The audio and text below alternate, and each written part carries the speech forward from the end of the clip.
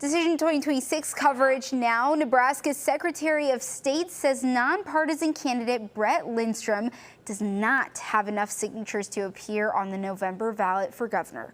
Today, he gave a glimpse into what his political career has looked like since he originally ran for Congress. Lindstrom spoke about how he's watched the political climate change over his lifetime. He feels politicians used to have discussions outside of public view to make decisions, but he doesn't see that happen anymore.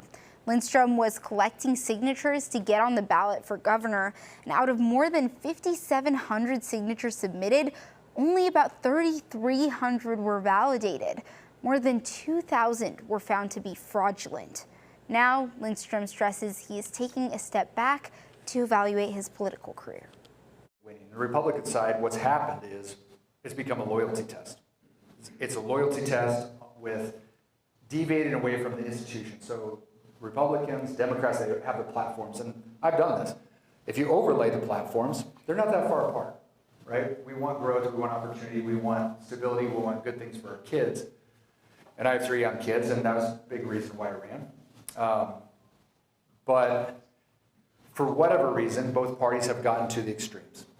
They've gone, and it's become weaponized, and everybody else is caught in the crossfire.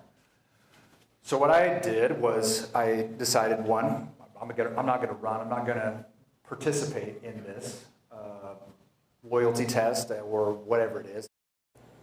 Lindstrom again mentioned his disappointment for every Nebraskan who signed a petition in good faith for him. The 3 people accused of collecting those fraudulent signatures were arrested earlier this month.